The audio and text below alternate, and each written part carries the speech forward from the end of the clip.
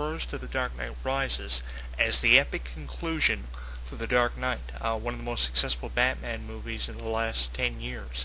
And it really is going to be an epic conclusion because we're going to get the answers to the questions we were left with at the end of The Dark Knight back in 2008. The conclusion of that Batman movie left me with a lot of questions. They beat the bat signal out, Batman takes off on his bat bike. It seems like Batman retired, but, it seems like he's coming back, which is going to be a whole lot of fun for everybody, especially the fans of the old comics that DC used to release back in the early 1900s. Of course, the Joker appeared first in Batman in 1940 in his very first comic book appearance, and, some of these characters go back to the early 1900s, which is absolutely incredible. Some of these characters have been around for 70, 75 years, and they're coming back to life on the big screen with The Dark Knight, which is really cool, providing us an opportunity to relive our favorite Batman moments through the years. I watched every version of Batman, even the live-action Batman show that used to be on youth television here in Canada, and I used to watch the animated versions of Batman. They had an animated series for Batman, and they changed it up to Batman and Robin, which was one of the most successful animated series that Warner Brothers released. They're going to be heavily involved with the production of this film, which is going to be really cool. And definitely with Christian Bale returning as Batman for the first time in 4 years with a more detailed script seemingly than was in The Dark Knight. And how much more detail do you need for a Batman movie? I mean, The Dark Knight, the thing about The Dark Knight was, The Dark Knight was so good, when they beat the bat signal out and Batman takes off on his bat bike, you were almost left with the impression that this was it. There was going to be no need for another Batman movie. And a lot of people said, The Dark Knight was so good we weren't even going to get to see a sequel. But at least with this sequel coming out now in July, along with the Amazing Spider-Man movie, the first Spider-Man movie in about 5 years, with a different actor and a whole different cast from the original Spider-Mans 1 through 3, which began in 2002, we're going to get the answer to the questions we were left with. Is this it for the Batman saga? Now, the trailer definitely entails that this is it. There isn't going to be a need for another Batman movie. But, there are so many Batman fans out there. How can you put a stamp of finality on the Batman saga that has been going on for the last 75 to 80 years? If you have the Batman box set, which includes Batman, the original film, from 1989 with actors like Jack Nicholson, going right through to about 1998, with the final Batman movie of the 90s being Batman and Robin, with, I believe it was Arnold Schwarzenegger playing Mr. Freeze in that one. You had the Riddler played by Jim Carrey back in 1997.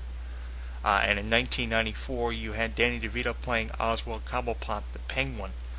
In the very first Christmas adaptation of Batman, Tim Burton had a very unique twist on the Batman films. Maybe that's why Warner Brothers didn't call him back to do anything with the Batman movies after Batman Returns was released, because it was so twisted, a very twisted version of the Penguin.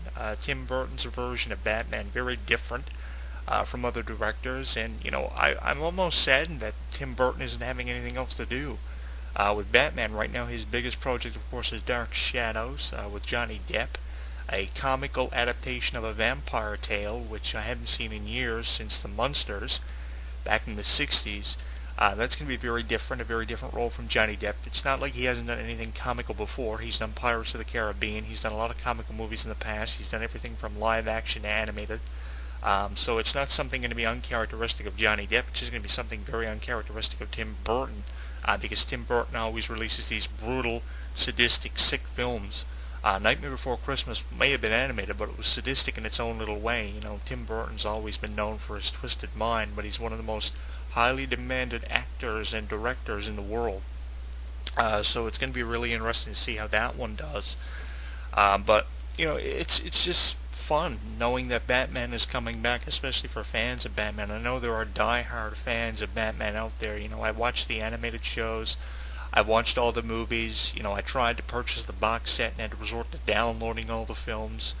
There isn't a Batman movie out there I haven't seen. I even saw Batman Begins with Christian Bale, which was the first Batman movie that he starred as Batman in. There has been no other actor that has been able to portray Batman as good as this guy has. I mean, George Clooney dating Stacy Keibler, getting a lot of exposure because of his relationship with Stacy Keibler and some of the movie roles he's been in as of late. He was up for a couple of Grammys this year, or Golden Globe Awards rather this year. So I think that it's fun, knowing Christian Bale is coming back, because if someone like George Clooney were to portray Batman in this film, I don't think it would be as big of a draw. I think that the actors that were in the Dark Knight film, and it's a shame that Heath Ledger is not going to be around to portray Joker in this film. It's going to be very interesting to see what villain is in this film who goes up against Batman in the final Batman movie. I hope this isn't it, honestly. The thing was, there was such a talented cast for the Dark Knight film, and the role of the Joker portrayed by Heath Ledger, definitely was done so well that you just can't have another Joker in this film. So there's going to be a different villain, but that's one thing I didn't catch with the trailer, is what villain we're going to see go up against Batman in this film. I know there's going to be a lot of detail, probably even more detail than the original Dark Knight film. And hopefully we're going to get all the questions answered, because I just hate a superhero movie that leaves you with questions. I mean, Spider-Man 3 was going to be the last Spider-Man movie of the trilogy. Tobey Maguire originally only signed up for 3. He is not returning for The Amazing Spider-Man.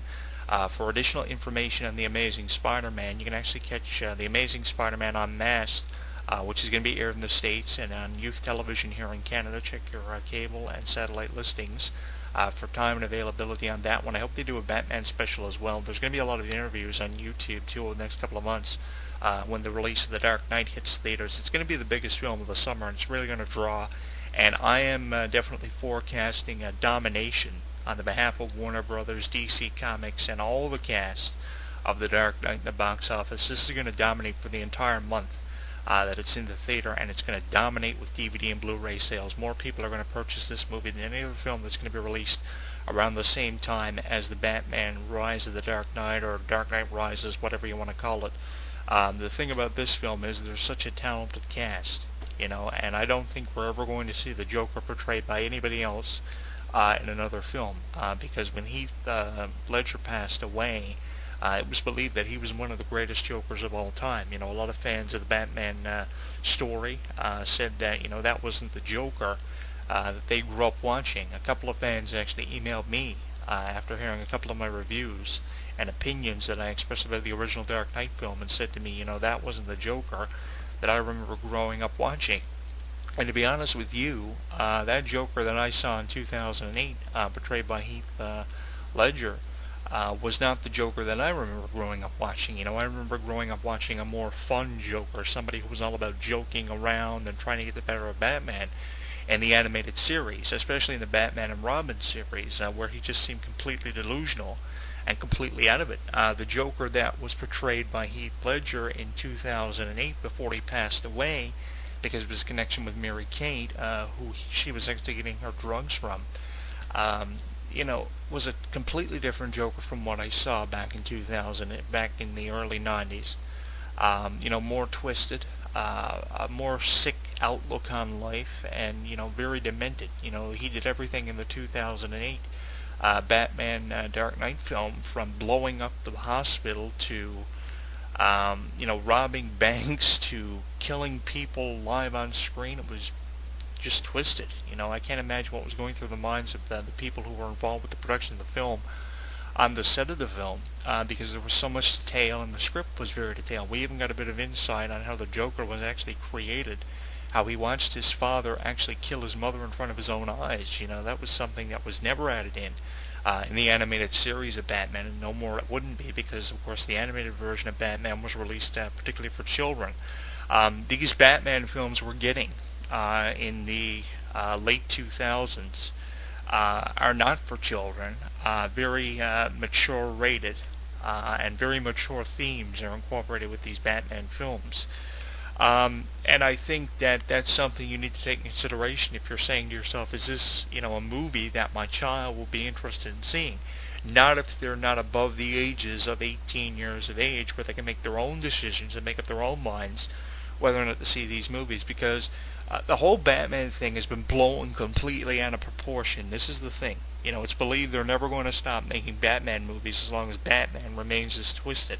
And probably so. They're probably never going to stop making Batman movies. By 2020, they're probably still going to be making Batman movies with different actors portraying Batman and portraying the villains. Even the games that Warner Brother Games have been releasing, the Batman Arkham Asylum game that was released prior to Batman Arkham City, which was the sequel to Batman Arkham Asylum. Very twisted video games, very different Batman game than I remember playing back in the 90s on the Super NES. The original Batman and Robin video game, one of my favorites. One of my favorite animated Batman games to play on the Super NES was Batman and Robin, and I love the movie games that were released, including Batman Forever and Batman Returns. It was very different, because the swearing was in the game, more mature themes, there was a lot of killing going on. Virtually every villain by the end of Batman Arkham City died by their own confliction. Their deaths were very self-inflicted. In the game, of course, going along with the theme that Batman doesn't kill people, which is absolute bullshit. I'd love to see Batman kill somebody, even if it wasn't inadvertent. I would love to see him kill somebody for some particular reason. That would provide us with a unique twist on this Batman movie coming out now, Batman The Dark Knight Rises. The whole Batman thing, again, blowing out of proportion with how many people actually die, the swearing, everything just blown out of proportion. Completely different outlook on Batman, entirely different script from what I remember in the 90s films, with actors everyone from Jim Carrey to Arnold Schwarzenegger portraying the Riddler and Mr. Freeze, who have a very significant role in the video games that are being released by Warner Brothers Games. With how successful